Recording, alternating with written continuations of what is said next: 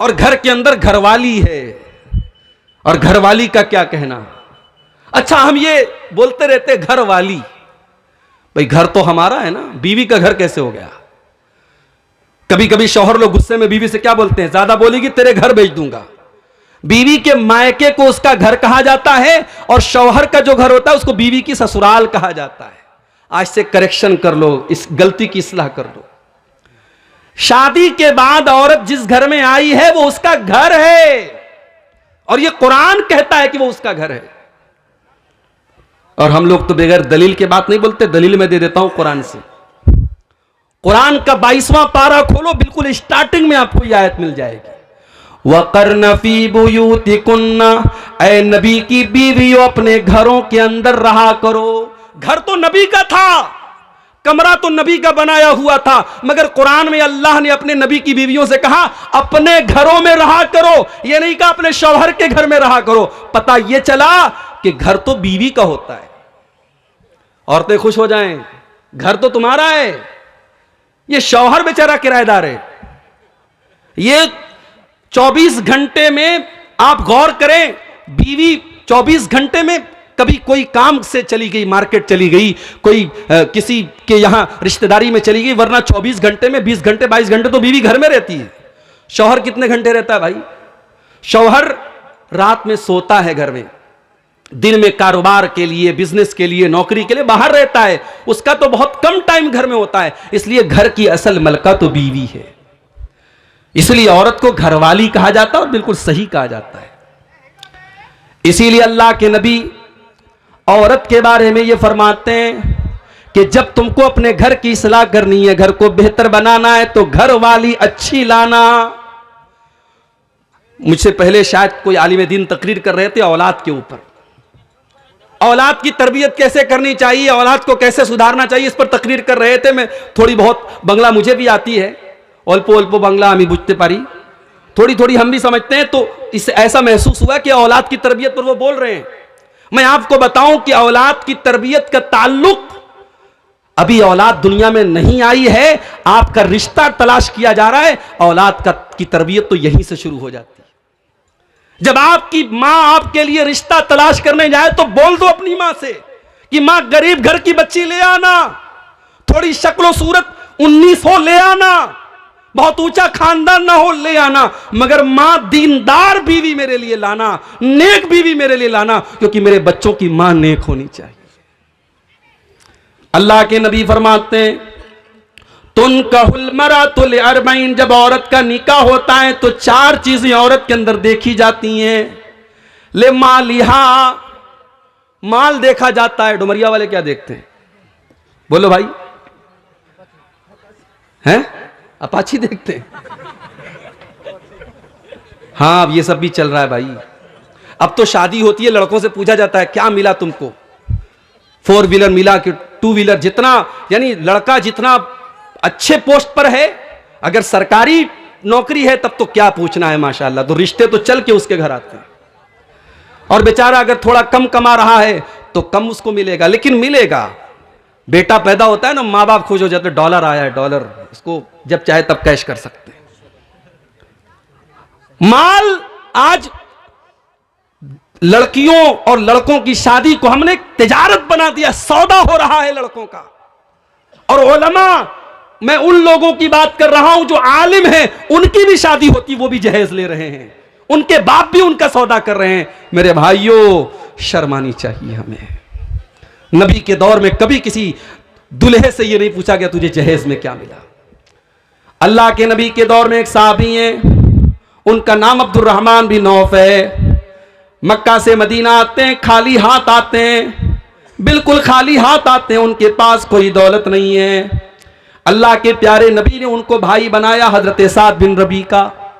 साद बिन रबी अंसारी साहबी, हजरत Abdurrahman मुहाजिर साहबी, अल्लाह के रसूल सल्लल्लाहु अलैहि वसल्लम दोनों का हाथ पकड़ करके भाई भाई बना दिया। अब जरा गौर से सुनना मेरे भाइयों, कितने खुददार थे साहबा। हमें तो अगर फ्री में कोई माल मिले हम तो लूटने के लिए तैयार हो जाते हैं। साहबा कितने खुददार थे, जरा अंदाजा लगाओ मेरे भाइयों। हजरत साद बिन रबी अंसारी कहते हैं अब्दुर्रहमान, मेरे नबी ने तुझको मेरा भाई बना दिया है। अरे अब्दुर्रहमान, ये मेरा घर है, ये मेरी प्रॉपर्टी है, ये मेरे खजूरों के बागात हैं। अरे अब्दुर्रहमान, आ जाओ, मैं बंटवारा कर लेता हूं, आधा घर तेरा, आधा घर मेरा, आधा खेत तेरा, आधा खेत मेरा, आधा बाग तेरा, आधा बाग मेरा। अरे अब्दुर्रहमान, अभी तू नया नया मदीने में आया है, अभी तेरी शादी होना मुश्किल है, अभी तुझे रिश्ता मिलना मुश्किल है। अरे अब्दुर्रहमान, मेरी 4 बीवियां हैं। अब ये शौहरों के कान खड़े हो गए, मौलवी साहब 4 बीवियां हैं, हमारे पास तो एक है, बड़ी मुश्किल से एक है। कई नौजवान तो अपने दिल का दुखड़ा बयान कर रहे थे, मौलवी साहब हम दूसरी करना चाहते हैं मगर बड़ा डरते हैं, बीवी पता नहीं क्या करेगी, ससुराल वाले क्या करेंगे। दूसरी शादी को गुनाह बना दिया गया। शादीशुदा मर्दों के कितने नाजायज ताल्लुकात है, जरा समाज पर नजर उठा के देखो। कितनी औरतों के नाजायज ताल्लुकात है, जरा नजर उठा के देखो। यह समाज हमने कहां पहुंचा दिया मेरे भाई। जो चीज जायज है उसको हमने गुनाह बना दिया और जो नाजायज उसको फैशन बना दिया। अगर कोई मर्द इस लायक है कि उसके पास ताकत है, उसके पास दौलत है, वो 2 बीवियों को रख सकता है, उनके दरमियान इंसाफ कर सकता है, तुम कौन होते हो रोकने वाले? आपने उसको जुर्म बना दिया, गुनाह बना दिया। मुझे तो सहाबे किराम की फहरिस्त में कोई सहाबी ऐसे नजर नहीं आते जिनकी सिर्फ एक बीवी हो। सहाबा के यहां आम था 2, 3, 4 निकाह वो किया करते थे। हमारे यहां गुनाह बना दिया गया मेरे भाई। और बीवियां, औरतें माशाअल्लाह, उनको तो इतना निगेटिव उनके दिमाग में डाल दिया गया, अरे तेरी सौतन आ जाएगी तो तेरा सब कुछ बढ़ जाएगा, तेरा घर बढ़ जाएगा, फिर शौहर तुझसे मोहब्बत नहीं करेगा। यहां तक बीवियां कह देती हैं कि अगर आप मुझसे सच्ची मोहब्बत करते हैं आप कभी दूसरी शादी का नाम मत लीजिएगा। और जब उनसे यह कहा जाता है कि अल्लाह के रसूल सल्लल्लाहु अलैहि वसल्लम ने 1 से ज्यादा निकाह किया है, क्या अल्लाह के नबी हजरत आयशा से मोहब्बत नहीं करते थे? क्या अल्लाह के नबी अपनी बीवियों से मोहब्बत नहीं करते थे? तो कहती है वो नबी की बात थी, उनकी बात मत कीजिए आप। हजरत अब्दुर्रहमान बिन औफ को ऑफर करते हैं हजरत साद बिन रबी, आए अब्दुर्रहमान, मेरी 4 बीवियां हैं, तुम किसी एक को पसंद कर लो, मैं तलाक दे देता हूं, इद्दत गुजर जाने के बाद आप उससे निकाह कर लेना, आपका घर भी बस जाएगा, आपको प्रॉपर्टी भी दे रहा हूं, आपको खजूरों का बाग भी दे रहा हूं, नौकरी भी मिल रही है, छोकरी भी मिल रही है, सारा घर सेट हो रहा है। मगर अब्दुर्रहमान कितने खुददार थे मेरे भाइयों, कहने लगे बारकल्लाहु लका फी अहलिका व मालिक, ऐ साद बिन रबी, अल्लाह तेरे माल में बरकत दे, अल्लाह तेरे परिवार में बरकत दे। ऐ साद इब्न रबी, मुझे तेरी बीवी से मैं नहीं चाहता तेरा घर टूट जाए और मेरा घर बन जाए, मैं नहीं चाहता तेरे घर का आधा हिस्सा मैं ले लूं। ऐ साद बिन रबी, मैं तो बिजनेसमैन आदमी हूं, मैं तो ताजिर आदमी हूं, मुझे तो कारोबार करना आता है, मुझे मार्केट का पता बता दो, मुझे बाजार का पता बता दो, मैं अपने पैर पे खड़ा हो जाऊंगा। और दुनिया की नजरों ने देखा अब्दुर्रहमान बिन औफ ने हलाल बिजनेस किया, हलाल तिजारत की, घी और पनीर का कारोबार उन्होंने शुरू किया और कुछ दिनों में अल्लाह ने इतनी बरकत दी, उन्होंने एक अंसारी लड़की से शादी की। और जब शादी की तो बीवी को मेहर में उन्होंने क्या दिया? सोने की खजूर की गुठली के बराबर उन्होंने सोना दिया। और उस जमाने में जब शादी होती थी तो औरतें खुशबू लगाती थी, वो जर्द रंग की खुशबू होती थी, और अगर दुल्हा के कपड़े पर वो खुशबू मिल जाए तो समझ जाओ उसकी शादी हुई है। जैसे हमारे यहाँ आजकल हल्दी लगाई जाती है, शादी के पहले हल्दी की बाकायदा अब तो रस्म होने लगी है। पता नहीं आपके इलाके में क्या हाल है, अब कहीं कहीं बाकायदा हल्दी के नाम से फंक्शन होता है, लड़के लड़कियां हल्दी रंग का कपड़ा पहनते, हराम है ये गैरों की मुशाबहत है। जाके इंटरनेट पर सर्च कर लो, ये हल्दी का ताल्लुक ये बाकायदा एक मजहब से है, एक मजहब के अंदर उसको पवित्र बताया गया, उसको मुबारक बताया गया है। अगर ये समझ कर के आप हल्दी लगा रहे हैं तो फिर ये हराम हो जाएगा मेरे भाई। और आप बाकायदा उससे एक फंक्शन बना के कर रहे हैं, उसमें नाच गाना तक भी हो रहा है। तो हजरत अब्दुर्रहमान ने निकाह किया, उनके कपड़े पर जर्दी लगी थी, अल्लाह के प्यारे नबी सल्लल्लाहु अलैहि वसल्लम की नजर पड़ गई। आप समझ गए कि अब्दुर्रहमान ने शादी की है।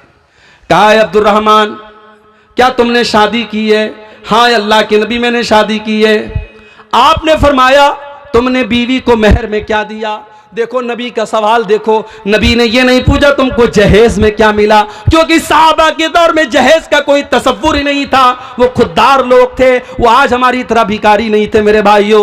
वो नौजवान कितना बड़ा भिखारी है, वो अच्छी नौकरी कर रहा है, अच्छा पैसा कमा रहा है, मगर वो इतना बड़ा भिखारी है, जब तक ससुराल से बेड न मिले वो रात में सोएगा नहीं, जब तक ससुराल से फ्रिज न मिले वो ठंडा पानी न पिएगा, जब तक ससुराल से उसको गाड़ी न मिले वो रोड पर गाड़ी न चलाएगा। अरे तू इतने पैसे कमाने के बावजूद एक नंबर का तू भिखारी बना हुआ है। अल्लाह के नबी अपने साहबी से सवाल करते हैं, तूने अपनी बीवी को मेहर में क्या दिया? फरमाया नवातम मिन ज़हब, अय अल्लाह के रसूल मैंने अपनी बीवी को खजूर की गुठली के बराबर सोना दिया है।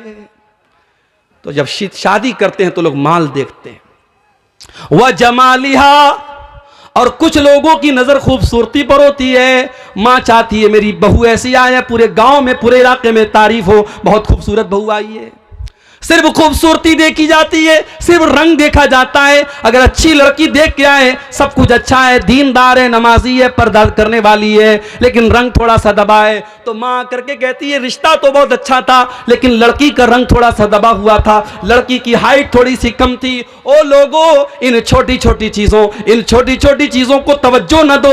वो लड़की जिसकी हाइट थोड़ी कम है उसको भी अल्लाह ने बनाया है, जिसका रंग थोड़ा सा दबा हुआ है उसको भी अल्लाह ने बनाया है। अगर वो दीनदार है, पढ़ी लिखी है, खूबसूरत है, अगर वो लड़की अच्छे खानदान की है, उसकी दीनदारी को देख करके उससे निकाह कर लो। उस छोटी सी बुनियाद पर उसके रिश्ते को रिजेक्ट मत करो। अल्लाह के नबी कहते कुछ लोग खूबसूरती देखते हैं और कुछ लोग वले हसबिहा, उसका खानदान देखते हैं, हमारी बिरादरी से मैच करती है कि नहीं, हमारे कबीले से मैच करती है कि नहीं, जिस खानदान से हम उस खानदान से मैच करती है कि नहीं। वले दीनिहा, और कुछ लोग लड़की की दीनदारी देखा करते हैं। अल्लाह के नबी फरमाते हैं फज़फर बिज़ातिद्दीन, जब तुम लड़की देखने जाओ तो दीनदार लड़की देखो, दीनदार बीवी अपने घर में लेके आओ, तुम कामयाब हो जाओगे। घर को जहन्नम से बचाना है, बच्चों को जहन्नम से बचाना है, तो रिश्तों में मेरे भाइयों दीनदारी देखो। और जब लड़की के लिए लड़का देखने जाओ तब भी दीनदारी देखो। और मैं एक बड़ी पॉइंट की बात बता रहा हूं अपनी बहनों से, किसी बेदीन से शादी करने से बेहतर है, किसी बेदीन की एकलौती बीवी बनने से बेहतर है किसी दीनदार की एक और दूसरी बीवी बन जाए, तीसरी बन जाए। वो इंसान जिसके पास दीन नहीं है, जिसके पास अखलाक नहीं है, वो आज नहीं तो कल तुम्हें पछताने पर मजबूर कर देगा। इमाम हसन बसरी के पास एक आदमी आया, उसने कहा इमाम साहब मेरी बेटी बहुत खूबसूरत है, बहुत अच्छी है, पढ़ी लिखी है, कसूरा खुत्ताब हुआ, मेरी लड़की के लिए बहुत सारे रिश्ते आ रहे हैं, मैं अपनी बेटी की शादी किससे करूं? गौर से सुनना, इमाम हसन बसरी जवाब देते हैं कि अपनी बेटी की शादी ज़व्विजहत तक़ी, अपनी बेटी की शादी किसी मुत्तकी इंसान से कर दो, किसी ऐसे इंसान से कर दो जो मुत्तकी हो, जो परहेजगार हो, जो अल्लाह से डरने वाला हो। क्योंकि ऐसा इंसान जब तुम्हारी बेटी से शादी करेगा, इन अहब्बहा अकरमहा, अगर तुम्हारी बेटी से मोहब्बत करेगा तो इज्जत देगा, वह इन करिहा, और अगर किसी वजह से मियाँ बीवी में निभाव ना हो सका, अगर मियाँ बीवी में मोहब्बत ना हो सकी, तो आपकी बेटी को वो जलील नहीं करेगा। दीनदार इंसान को अपना दामाद बनाओ। इसीलिए अल्लाह के प्यारे नबी फरमाते हैं इज़ा खतब इलैकुम मिम्मन तरज़ौन दीनहु व खुल्क़हु, जब तुम्हारी बेटी के लिए ऐसा रिश्ता आए, लड़का दीनदार है, लड़का अच्छे अखलाक वाला है, फ़ज़व्विजूहु, तो जल्दी से निकाह कर दो। ये मत देखो कि ज्यादा कमाता है कि नहीं कमाता है, हमारे बराबर के लोग हैं कि नहीं, पक्का मकान बनाए कि नहीं बनाए, सरकारी नौकरी है कि नहीं है। अगर लड़का दीनदार है, अगर लड़का अच्छे अखलाक वाला है, अपनी बेटी की शादी उस लड़के से कर दो। इल्ला तफालू, अगर तुम ऐसा नहीं करोगे, तकुन फितनतुन फिल अर्दी व फसादुन अरीज, तो जमीन के अंदर फितना और फसाद फैल जाएगा। और फसाद आज फैल चुका है मेरे भाई। समाज के अंदर ज़िनाकारी और बदकारी इतनी तेजी से बढ़ रही है कि शायद आपको अंदाजा नहीं है। 9-9, 10-10 साल की बच्चियां, 13-14 साल के बच्चे, आज उनके भी रिलेशन से, उनके भी ताल्लुकात हैं, उनके भी मोबाइल पर उनके भी चक्कर चल रहे हैं। समाज इस मुहाने पर और इस दहाने पर जाके खड़ा है मेरे भाई। जो बच्चियां अभी ढंग से बालिग नहीं हुई हैं, जो बच्चे अभी ढंग से जवान नहीं हुए हैं, आज इंटरनेट ने उनको भी बालिग और जवान बना दिया है। मैं बड़े साफ अल्फाज में कहता हूं, यह दौर सहाबा का नहीं है, यह दौर ताबेईन का नहीं है। इस दौर में न मर्दों की नजर झुकी है, न औरतों के जिस्म पर वो पर्दा है जो होना चाहिए। इस दौर में अपनी नौजवान नस्ल को बचाना है, निकाह टाइम से करो और उनकी निकाह में, उनकी शादी में दीनदारी को प्रीफर करो, दीनदारी को तरजीह दो मेरे भाई। अगर घर वालों को जहन्नम की आग से बचाना है, यह पहला उसूल याद रख लो। अच्छा, हम लोग जब घर बनाते तो क्या करते हैं? सबसे पहले हम घर की बुनियाद को मजबूत करते हैं। अगर घर की बुनियाद मजबूत ना हो तो जितनी भी ऊंची बिल्डिंग बना ले, एक दिन बिल्डिंग गिर जाएगी, क्योंकि बुनियाद कमजोर है। अगर आप अपने घर को जहन्नम की आग से बचाना चाहते हैं, अपने घर की बुनियाद दीनदारी पर रखना, तकवा के ऊपर रखना। अफमन अस्सस बुनियानहु अला तक़वा मिनल्लाह व रिज़वानिन, जो अपने घर की बुनियाद अल्लाह के तकवा पर रखेगा, अल्लाह की रजा पर रखेगा, अल्लाह ने फरमाया वो ज्यादा बेहतर है। अम्मन अस्सस बुनियानहु, या वो इंसान बेहतर है जिसने अपने घर की बुनियाद एक गड्ढे के ऊपर रखी है जो जहन्नम में गिरने वाला है। तकवा के ऊपर अपने घर की बुनियाद रखो।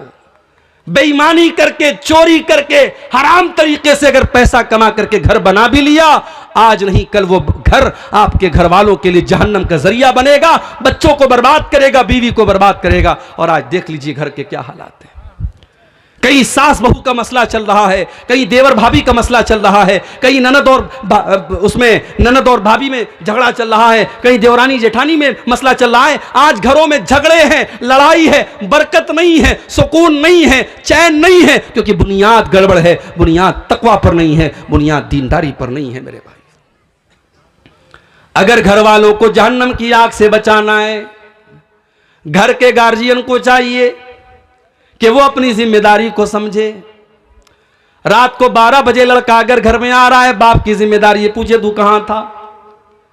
रात को जो लड़का 12 बजे आएगा, सुबह 5 बजे फजर की अजान में उसकी नींद कैसे खुलेगी।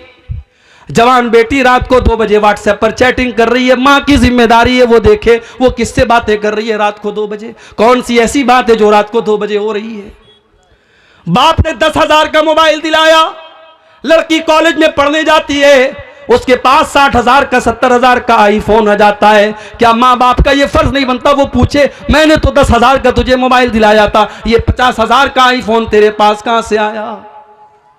ओ लोगों, अगर गार्जियन हो, अगर बाप हो, अगर माँ हो, अगर तरबियत करते हो तो तरबियत करने का हक अदा करो, वरना कान खोल करके सुन लो, माँ के कदमों के नीचे जन्नत जरूर है और बाप जन्नत का दरवाजा जरूर है। लेकिन अगर माँ ने माँ होने का हक अदा न किया, अगर बाप ने बाप होने का हक अदा न किया, तो अल्लाह के नबी ये भी फरमाते हैं कि जिसके कंधे पर अल्लाह ताला ने कोई जिम्मेदारी डाली और उस जिम्मेदारी को उसने सही तरीके से पूरा नहीं किया, हर्रमल्लाहु अलैहिल जन्ना, उस इंसान के ऊपर जन्नत हराम हो जाएगी। उस बाप के लिए जन्नत हराम है, उस मां के लिए जन्नत हराम हो जाएगी जिसने अपने मां होने का और अपने बाप होने का हक और फर्ज नहीं अदा किया। क्रिसमस का त्यौहार अभी हमारे ईसाई भाइयों ने मनाया और हमारा मुसलमान बड़े शौक से मैरी क्रिसमस और हैप्पी क्रिसमस की मुबारकबाद दे रहा है फेसबुक के ऊपर। और जो थोड़ा सा राजनीति में है, पॉलिटिक्स में है, वो बेचारे तो उनको और बुखार चढ़ा है अपनी महानता दिखाने का, वो तो फटाफट फेसबुक के ऊपर क्रिसमस मुबारक, हमारे ईसाई भाइयों को क्रिसमस मुबारक। क्रिसमस का त्यौहार क्यों मनाया जाता है मालूम है आपको? क्रिसमस का त्यौहार मनाने वाला ये अकीदा रखता है कि 25 दिसंबर को हजरत ईसा पैदा हुए जो अल्लाह के बेटे थे। नऊजुबिल्लाह। हमारा अकीदा ये नहीं है मेरे भाई।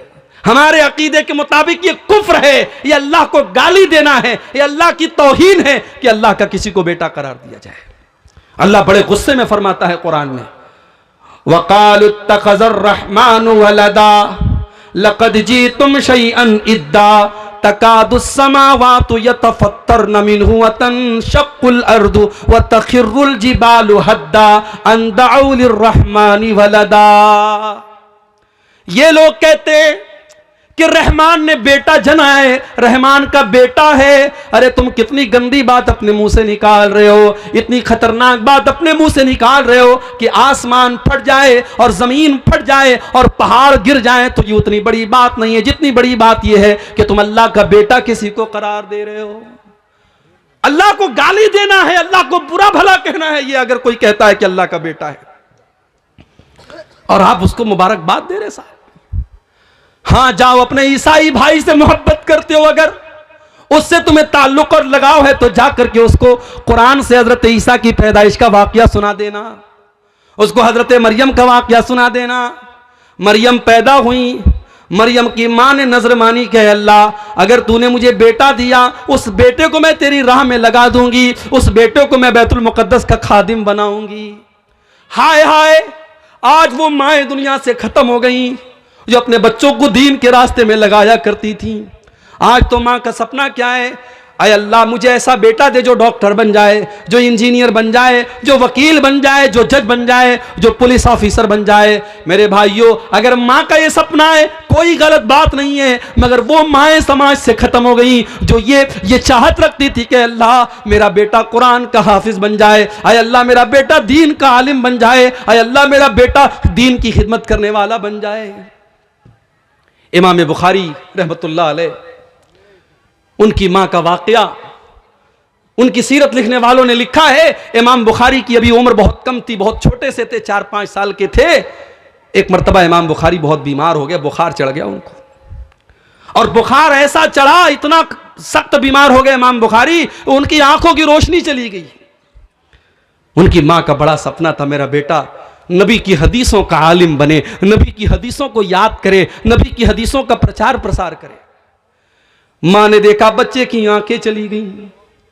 मां रात में मुसल्ले पर बैठ गई, तहज्जुद की नमाज पढ़ करके अल्लाह की बारगाह में दुआ करती, कहे अल्लाह मेरा बच्चा अंधा हो चुका है, मेरे बच्चे की बीनाई चली गई है, अय अल्लाह मेरा बच्चा कैसे तेरे नबी की हदीसों को याद करेगा, कैसे वो किताबों का मुताला करेगा। अय अल्लाह अपनी इस बंदी की, इस दुखियारी बंदी की दुआ को सुन ले, अय अल्लाह मेरे बच्चे की बीनाई को लौटा दे। हाय हाय, मां की दुआ में बड़ी ताकत होती है मेरे भाई। उस मां ने रात की तारीकी में जो दुआ की, अल्लाह ने उस दुखियारी मां की दुआ को कबूल किया। मां तहज्जुद पढ़ करके सो गई, ख्वाब में हजरत इब्राहीम अलैहिस्सलाम की ज़ियारत हुई, और हजरत इब्राहीम ने कहा कि ऐ इमाम बुखारी की मां, मोहम्मद बिन इस्माइल की मां, तेरे बच्चे की बिनाई को अल्लाह ताला ने लौटा दिया है। मां ने फौरन आंखें खोली और देखा इमाम बुखारी रहमतुल्लाह अलैह बिल्कुल सही तरीके से देख रहे हैं। ये करामत थी हजरत इमाम बुखारी की मां की और उनकी। मेरे प्यारे साथियों, ये माएँ थी जो अपने बच्चों के लिए फिक्र किया करती थी। जाओ अपने ईसाई भाई को बताओ कि मरियम की मां ने भी नजर मानी थी कि अल्लाह बेटा होगा तो तेरे दीन में लगा दूंगी, और बेटी पैदा हो गई। मरियम की मां बहुत उदास हो गई, कहने लगी अल्लाह मैंने बेटी को जन्म दे दिया। अल्लाह ने फरमाया वलैसा ज़करु कल उन्सा, ऐ मरियम की मां अगर तुझे बेटा होता तो ऐसा ना होता जैसी ये बेटी हुई है। उसका नाम मरियम रखा। उसके बाद मां का इंतकाल हो गया और मरियम की परवरिश उनके खालू हजरत ज़करिया अलैहिस्सलाम करने लगे। ज़करिया अलैहिस्सलाम बहुत अल्लाह के नेक और मुत्तकी बंदे थे, अल्लाह के पैगंबर थे, और दिन रात वो अल्लाह के घर में रहा करते थे, मस्जिद में रहा करते थे, मेहराब में रहा करते थे, और उसी मेहराब में हजरत मरियम की परवरिश भी कर रहे थे। कुरान कहता है कुल्लमा दखल अलैहा ज़करियल मेहराब वजद इंदहा रिज़्क़ा। हजरत ज़करिया जब मस्जिद में आते हैं तो क्या देखते हैं, अनार का मौसम नहीं और मरियम के पास अनार मौजूद है, आम का मौसम नहीं आम मौजूद है, सेब का मौसम नहीं सेब मौजूद है, जिस फल का मौसम नहीं वो फल मौजूद है। काल अन्ना लकी हाज़ा या मरियम, कहते हैं मरियम तेरे पास ये फल कहां से आया। कालत हुआ मिन इंदिल्लाह, मरियम कहती है कि ऐ खालू जान ये फल अल्लाह ताला की तरफ से आया है। इन्नल्लाह यर्ज़ुक़ु मन यशाउ बिग़ैरि हिसाब, अल्लाह जिसको चाहता है बेहिसाब रोजी देता है। ऐ खालू जान ये अल्लाह की तरफ से आया है। हजरत ज़करिया ने हमें सबक दिया, अगर अपने घर को बचाना चाहते हो जिम्मेदार मां बनो, जिम्मेदार बाप बनो। मगर आज का बाप तो बेगैरत बन चुका है। जवान बेटी को बाइक पे बाप घुमा रहा है, मेकअप करके, लिपस्टिक लगा करके, मस्कारा चस्कारा लगा करके और सज धज करके जवान बेटी बाइक पर बाप के पीछे बैठी है, भाई के पीछे बहन बैठी है, पूरे गांव की सैर करा रहा है और पूरा गांव उसकी बेटी और उसकी बहन के हुस्न की नुमाइश कर रहा है। वो बाप बेगैरत है। अगर उसकी बेटी और उस भाई की बहन अगर अल्लाह क्या गुनहगार होगी, अल्लाह की कसम वो बाप भी गुनहगार होगा, वो भाई भी गुनहगार होगा। बड़े सख्त अल्फाज में अल्लाह के प्यारे नबी ने फरमाया सलासतुन ला यंजुरुल्लाहु अज़्ज़ व जल्ल इलैहिम यौमल क़ियामा। 3 ऐसे बदनसीब लोग होंगे जिनकी तरफ अल्लाह ताला कयामत के दिन देखेगा भी नहीं, वला युकल्लिमुहुम, उनसे बात भी नहीं करेगा, वला युज़क्कीहिम, उनको पाक और साफ भी नहीं करेगा। नंबर 1, अल आक़ु लिवालिदैहि, अपने माँ बाप को तकलीफ पहुंचाने वाला, अपने माँ बाप को दुख देने वाला, अपने माँ बाप की आंखों में आंसू लाने वाला। अब ये हमारे मुज़क्किर साहब शायरी पढ़ रहे थे माँ के ऊपर, मुझे अपनी माँ की याद आ गई। 3-4 साल पहले मेरी वालिदा का इंतकाल हो गया। माँ बड़ी अनमोल हस्ती होती है मेरे भाई, मगर एक बड़ी प्रैक्टिकल बात आपको बता रहा हूं। जब एक इंसान की शादी होती है, जिंदगी में बहुत सारे ऐसे मोड़ आते हैं जब वो सोचता है कि मैं माँ और बीवी के दरमियान मैं किसका सपोर्ट करूं। माँ का सपोर्ट करता हूं, बीवी नाराज होती है, बीवी का सपोर्ट करता हूं, मां नाराज होती है। मां के कदमों के नीचे जन्नत है और बीवी मेरी दुनिया को जन्नत बना रही है, मैं किसको छोड़ूं, किसको पकड़ूं। ऐसे मौके पर मैं अपनी माओ से कहना चाहूंगा कि अगर अल्लाह ने आज आपको सास बनाया है और आप ये चाहती है कि आपकी बहू आपको अपनी मां समझे, तो अल्लाह की वास्ते आप भी अपनी बहू को बेटी का दर्जा दीजिए। हम समाज में ये अजीब मेयार देखते हैं कि दामाद और बहू जो काम करें, सास अगर बेटी के घर पहुंची, बेटी चाय बना रही है, दामाद बच्चे को गोद में खिला रहा है, बीवी का सपोर्ट कर रहा है, बीवी की मदद कर रहा है, तो सास कहती है माशाल्लाह मेरा दामाद बड़ा नेक है, मेरी बेटी का बड़ा साथ देता है। और वही औरत जब घर में आती है और अपने बेटे को देखती है बहू का सपोर्ट कर रहा है, कहती है मेरा बेटा तो बिल्कुल जोरू का गुलाम बन चुका है। डबल स्टैंडर्ड क्यों है, डबल मेयार क्यों है? जो चीज आपकी बहू आपकी बेटी और दामाद के लिए सही थी, वह आपकी बहू और आपके बेटे के लिए गलत कैसे हो गई? मेरी माओ, आपको भी समझदारी से काम लेना पड़ेगा। घर को टूटने से बचाना है तो एक मां को यह सोचना पड़ेगा, कल मेरा बेटा कुंवारा था, कल उसकी जिंदगी में कोई औरत नहीं थी, कल जितना मुझको समय देता था, कल मुझे मेरा जितना ख्याल रखता था, अब उसकी जिंदगी बट गई है, अब उसकी जिंदगी में एक औरत बीवी बन के आई है, अब वो मुझे उतना समय नहीं दे पाएगा, अब कुछ चीजों में मुझे कॉम्प्रोमाइज करना पड़ेगा। जब तक एक मां ये नहीं समझेगी, मां बेटे का रिश्ता पहले के जैसा नहीं होगा। और अगर समझदारी से काम नहीं लिया उस सास ने और उस बेटे ने, कितने घरों में हम देखते हैं कि शौहर अपनी बीवी के सपोर्ट में मां से लड़ने लगता है, मां को गालियां तक लोग दे देते हैं, मां को बुरा भला भी कह देते हैं। मेरे भाइयों, एक मां की बड़ी जिम्मेदारी होती है। अपने घर को बचाना है तो समझदारी से काम करो और आगे बढ़ो। जहन्नम की आग से घर को बचाना है, घर में नमाज का माहौल पैदा करो। मैं वो हदीस पढ़ रहा था, अल्लाह के नबी ने फरमाया कि 3 लोग ऐसे हैं जिनकी तरफ कयामत के दिन अल्लाह ताला न देखेगा न बात करेगा। नंबर 1, अल-आक़ु लिवालिदैहि, अपने माँ बाप को सताने वाला। नंबर 2, वल मरअतुल मुतरज्जिला, मर्दों की नकल करने वाली औरत, मर्दों की कॉपी करने वाली औरत, जो मर्दों की तरह छोटे छोटे बाल कर ले, मर्दों की तरह टी शर्ट पहन करके घूमे, मर्दों की तरह मर्दों के कपड़े पहने, मर्दाना चाल चले, मर्दाना तरीके से बात करे, ऐसी औरत पर अल्लाह की लानत हो। और तीसरा कौन है?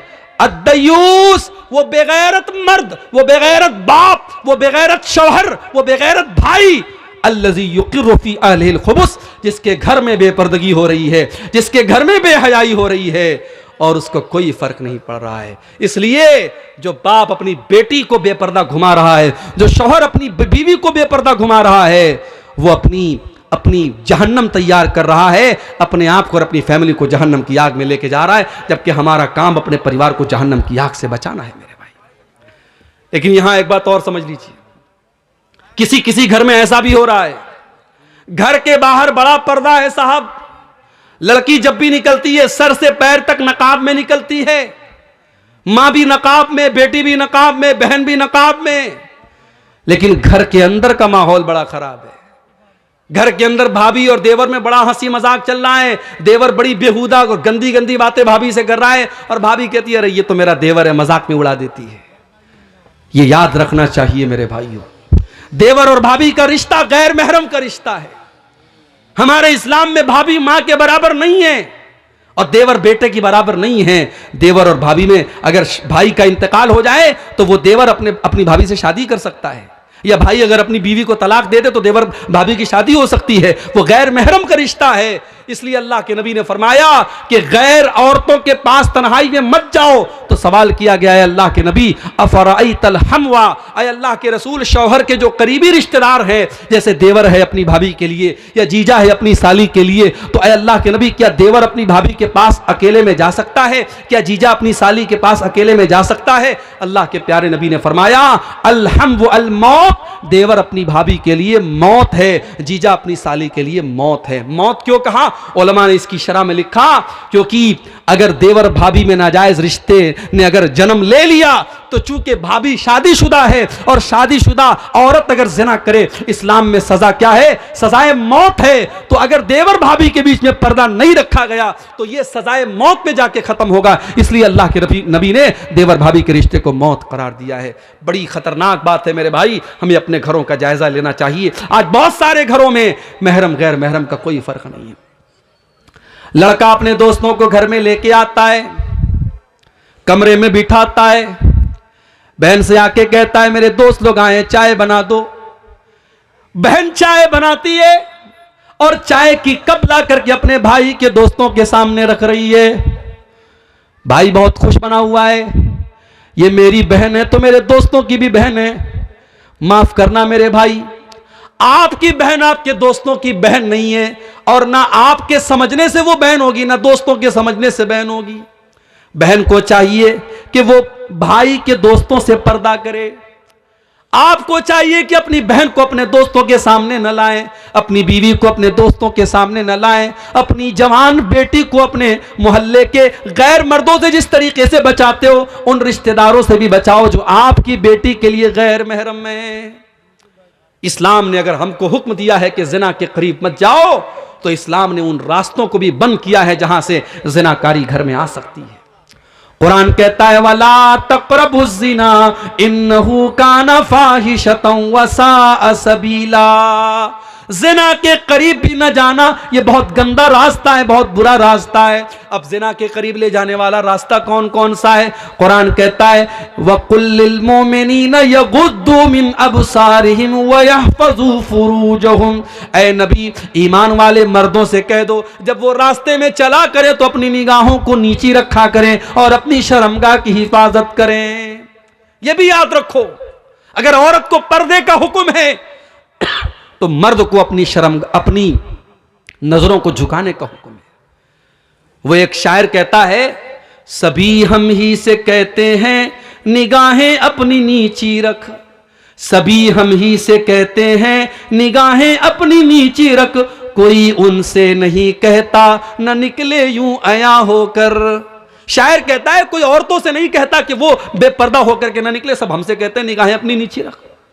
और अकबर इलाहाबादी का बड़ा मशहूर शेर है बेपर्दा नजर आई कल जो चंद बीबियां, अकबर ज़मीं में गैरत कौमी से गड़ गया, पूछा जो उनसे आपका पर्दा वो क्या हुआ, कहने लगी कि अक्ल पे मर्दों के पड़ गया।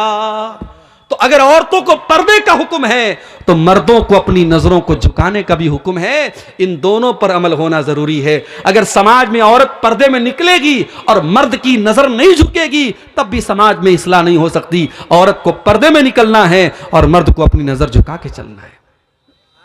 कुरान ने तो यहां तक बयान किया वलियज़रिबना बिखुमुरिहिन्ना अला जुयूबिहिन्ना, ऐ ईमान वाली औरतों जब तुम अपने घर के अंदर रहा करो तो अपने सीने पर अपने गरेबान पर दुपट्टा डाल के रहा करो।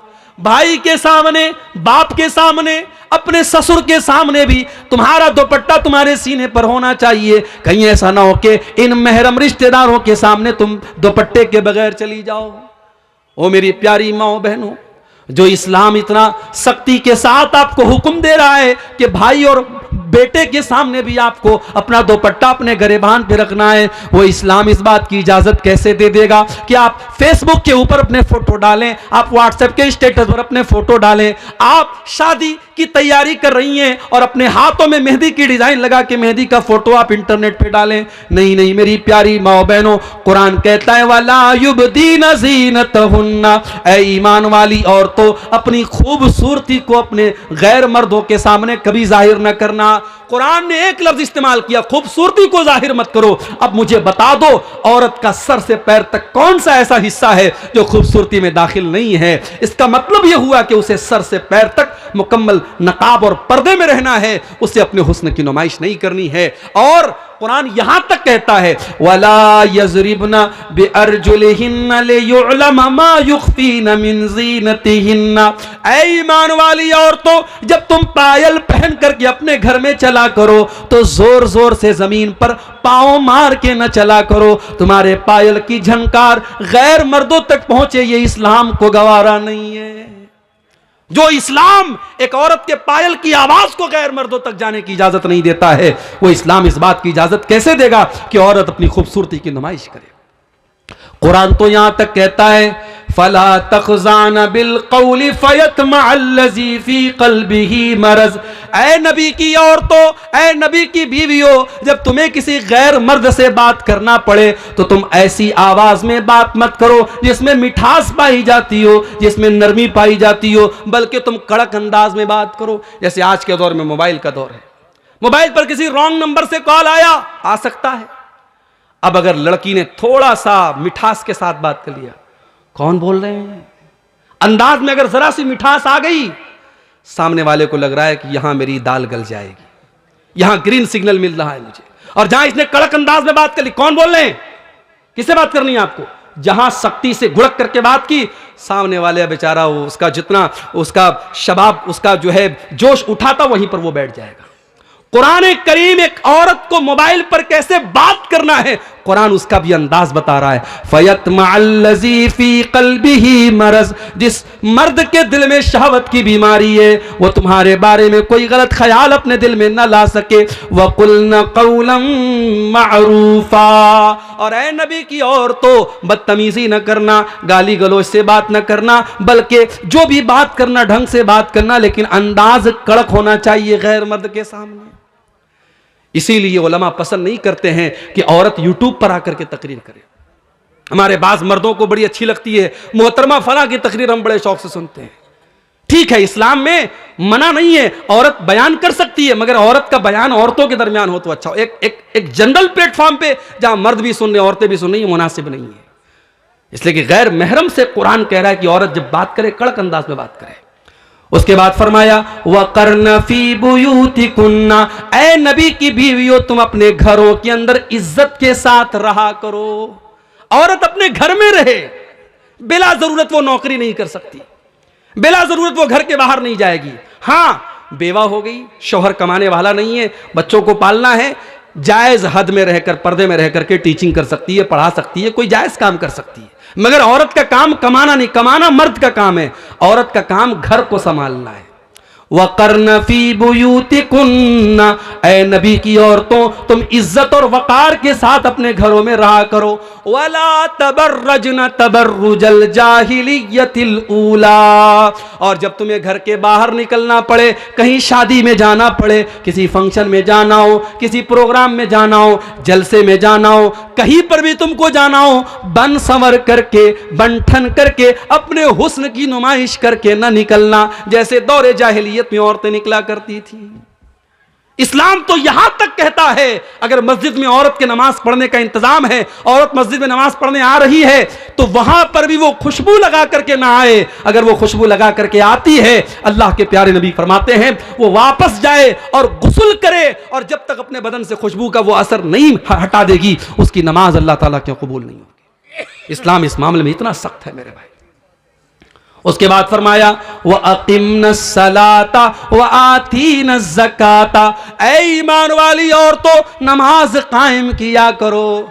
अरे मौली साहब, छोटा सा बच्चा है, पेशाब कर देता है, यहां बेचारा शौहर महीने में 3-3 हज़ार रुपया बच्चे के पैम्पर पर खर्च कर रहा है, तब भी उसको कहती है कि पेशाब कर देता है, नमाज कैसे पढ़ूंगी।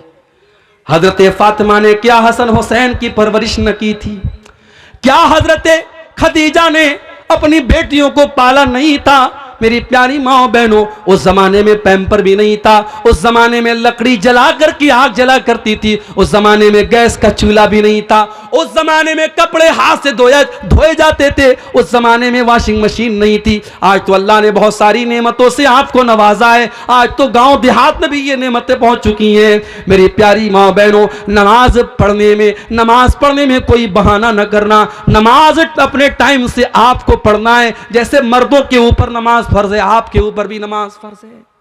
बल्कि मैं तो कहता हूं औरत के लिए जन्नत में जाना ज्यादा आसान काम है। आज तक आपने वो हदीस सुनी है, औरतें जहन्नम में ज्यादा जाएंगी। औरतें बेचारी एकदम डर गई, हम लोग जहन्नम में ज्यादा जाएंगे। लेकिन औरत जन्नत में भी जा सकती है। बहुत आसान तरीका बता रहा हूं, 4 काम कर ले औरत जन्नत में चली जाएगी। अल्लाह के प्यारे नबी फरमाते हैं, अय्युमम रातिन सल्लत खमसहा व सामत शहरहा व अताअत ज़ौजहा व अहसनत फरजहा।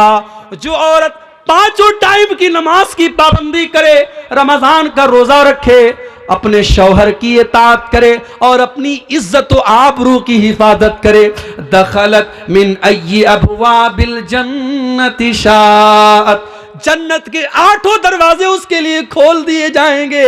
आय अल्लाह की नेक बंदी, तू जिस गेट से जन्नत में जाना चाहे जा सकती है।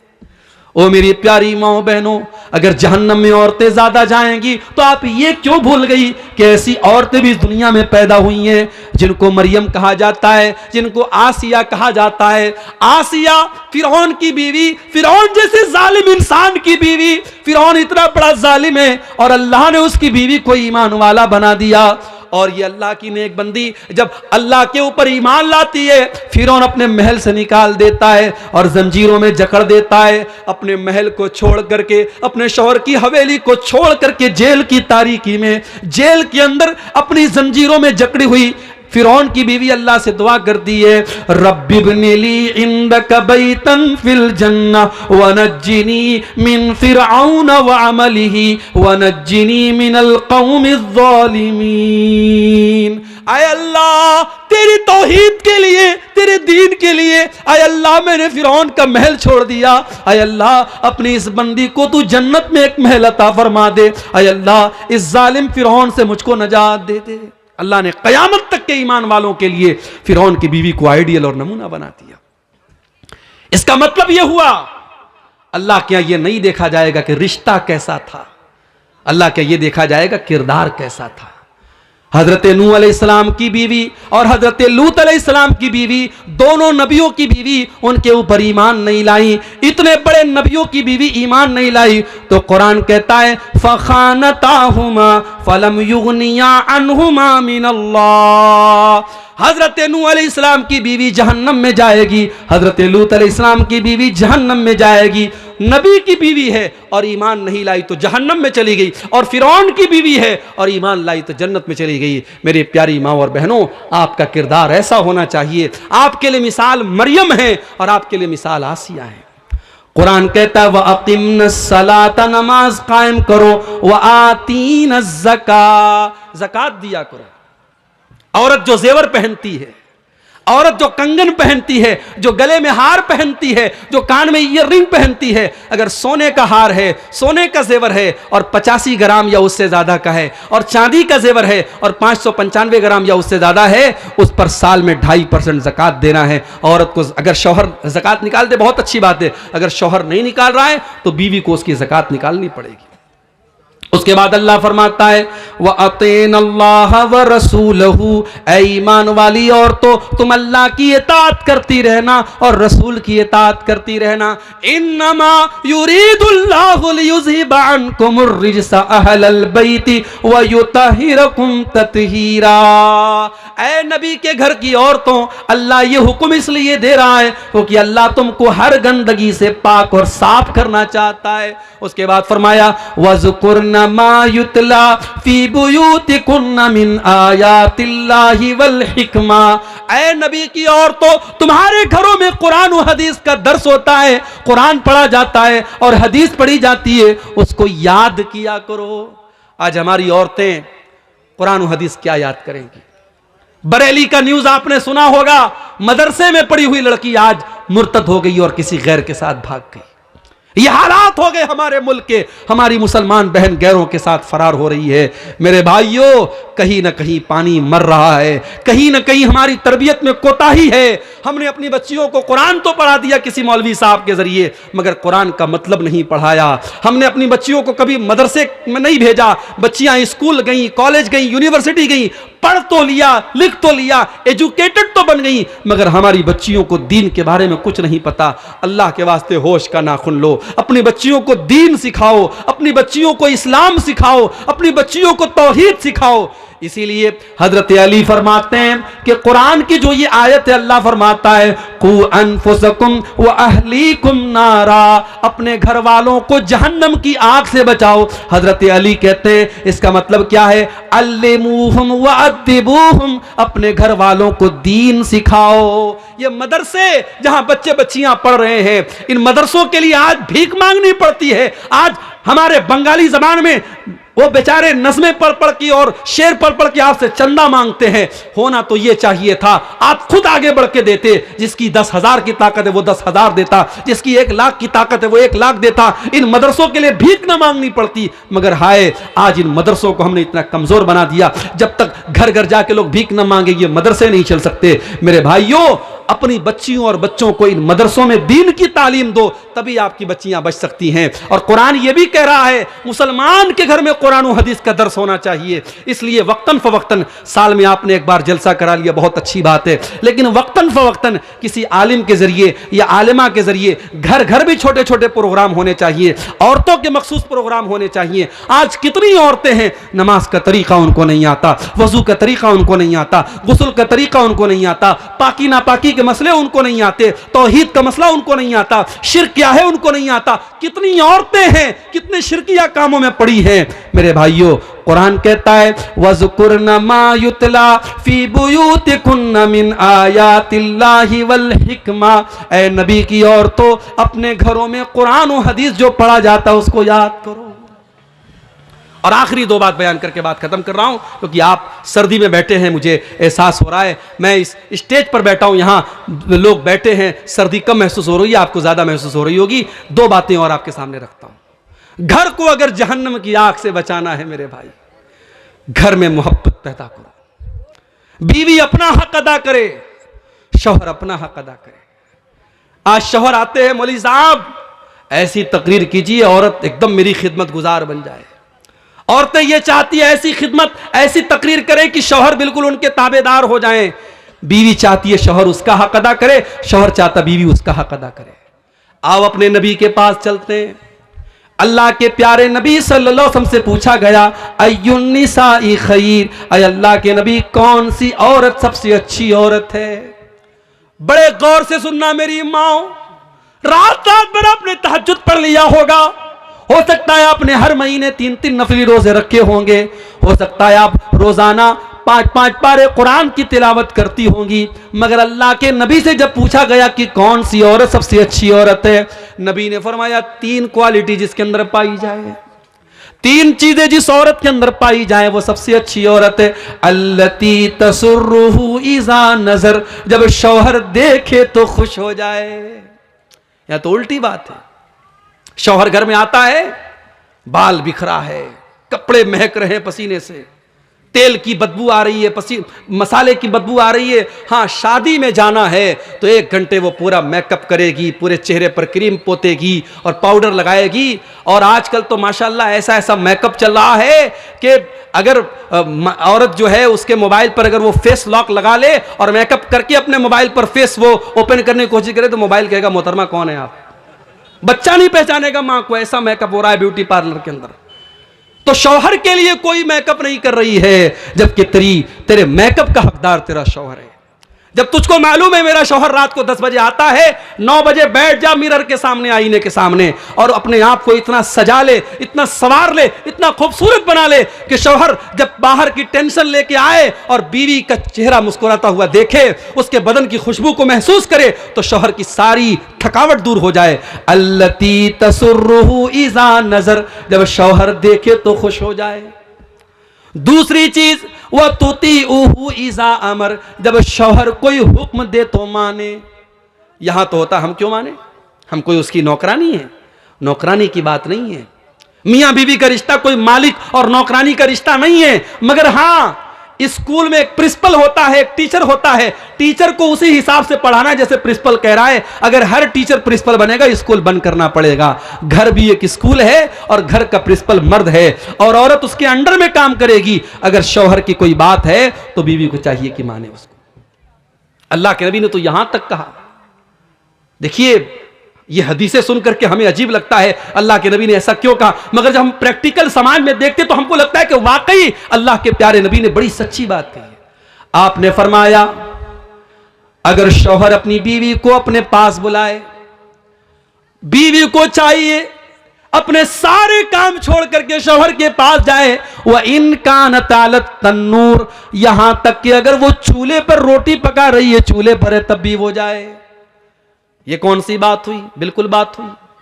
शौहर अपनी बीवी से 24 घंटे कभी भी उसको अपने पास बुला सकता है और अगर बीवी के पास कोई शरई उज़्र नहीं है तो बीवी को जाना चाहिए।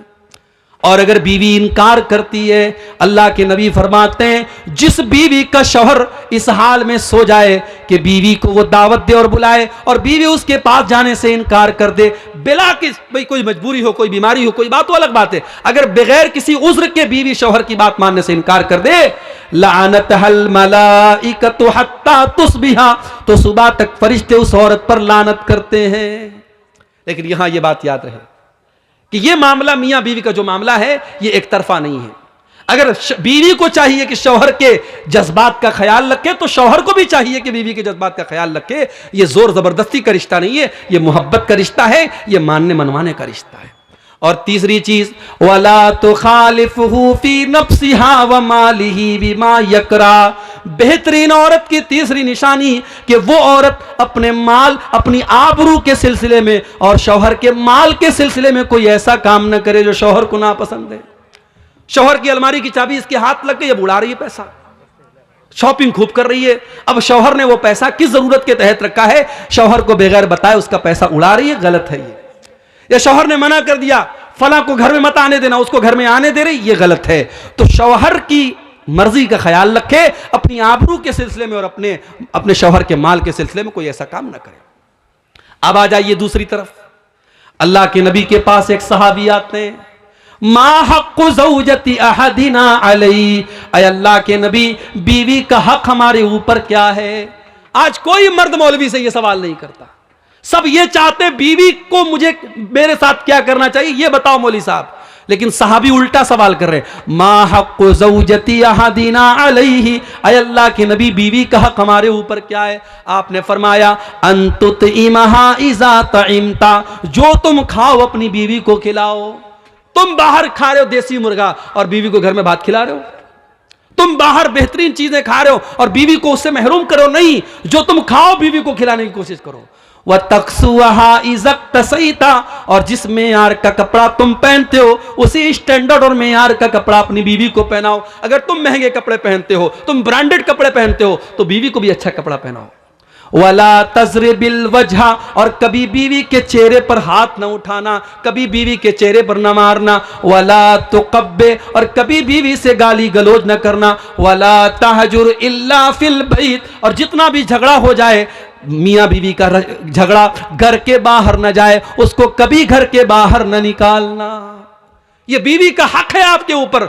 और आप एक बात याद रखिए मेरे भाई, आप माशाअल्लाह बड़े चेहरे पर शरई दाढ़ी है, माथे पर सजदे का निशान है, 5 टाइम की नमाज के आप पाबंद हैं, रात में तहज्जुद भी पढ़ते हैं, मगर एक चीज अगर आपके अंदर नहीं है, आप अपनी बीवी के साथ अच्छे शौहर नहीं हैं, तो आप अच्छे नहीं हैं मेरे भाई। अल्लाह के नबी फरमाते हैं, खैरुकुम ले अहलिही व अना खैरुकुम ले अहली, तुम में सबसे बेहतरीन इंसान वो है जो अपने परिवार के लिए, अपने बीवी बच्चों के लिए बेहतरीन हो, और मैं अपनी बीवी बच्चों के लिए बहुत अच्छा हूं। मैं एक अच्छा शौहर भी हूं, मैं एक अच्छा बाप भी हूं। अम्मा आयशा से पूछा गया, अल्लाह के प्यारे नबी जब घर में होते तो क्या करते थे। अम्मा आयशा ने फरमाया, काना यामलो फी बैतिही, अल्लाह के प्यारे नबी अपने घर में जिस तरीके से और मर्द अपने घर की औरतों के कामों में हाथ बटाते हैं, अल्लाह के नबी अपनी बीवियों के कामों में हाथ बटा दिया करते थे। अपने बहुत सारे काम अल्लाह के रसूल खुद कर लेते थे, बीवी को गुलाम बना के नहीं रखते थे, बीवी को नौकरानी बना के नहीं रखते थे। तो ये बेहतरीन शौहर की निशानी ये है कि वो बीवी के जज्बात का ख्याल रखे। अल्लाह के प्यारे नबी सहाबा के साथ जा रहे हैं, आपने सहाबा से कहा तुम लोग थोड़ा आगे निकल जाओ। सहाबा थोड़ा आगे निकल गए, हजरत आयशा आपके साथ थी। आपने फरमाया आय आयशा चलो सन्नाटा हो गया है, चलो हम दोनों दौड़ते हैं, मुकाबला करते हैं, देखते हैं कौन दौड़ में आगे निकलता है। अम्मा आयशा नई नई शादी हुई थी, दुबली पतली थी, वजन कम था। जब दौड़ने लगी अल्लाह के प्यारे नबी पीछे रह गए और अम्मा आयशा आगे निकल गई। अम्मा आयशा को बहुत मजा आया, उन्होंने हंसते हुए फरमाया कि अय अल्लाह के नबी इन्नी कद सबक़्तु का, मैं तो आपसे आगे निकल गई, आप तो पीछे रह गए। अल्लाह के नबी मुस्कुरा गए, खामोश हो गए, कोई जवाब नहीं दिया। कुछ दिनों के बाद एक और सफर था, उस सफर में भी आपने सहाबा से कहा थोड़ा आगे निकल जाओ, और इत्तेफाक से उस सफर में भी हजरत आयशा आपके साथ थी। आपने फरमाया आयशा बहुत दिन हो गए, चलो एक बार फिर हम दोनों रेस करते हैं, दौड़ का मुकाबला करते हैं, देखते हैं कौन आगे निकलता है। अम्मा आयशा फरमाती हैं अब इस मर्तबा मैं थोड़ी मोटी हो गई थी, मेरा बदन थोड़ा फरबा हो गया था, मेरे बदन पे थोड़ी चर्बी आ गई थी। जब इस मर्तबा मैं दौड़ने लगी तो मैं पीछे रह गई और अल्लाह के प्यारे नबी आगे रह गए। अल्लाह के नबी ने हंसते हुए फरमाया हाज़िही बितिल का, अय आयशा शायद तुम भूल गई, उस दिन का बदला आज मैंने ले लिया। ये अल्लाह के रसूल का वाकया मैं आपको बता रहा हूं मेरे प्यारे साथियों, ये सीरतुन नबी का वाकया आपको बता रहा हूं। अल्लाह के नबी इस तरीके से अपनी बीवियों से हंसी मजाक भी करते थे, उनके जज्बात। एक मरतबा मस्जिद नबी में हबशी लोग नेज़ों का खेल खेल रहे थे, हजरत आयशा उचक उचक के देख रही थी। अल्लाह के नबी ने कहा आयशा तुम देखना चाहती हो?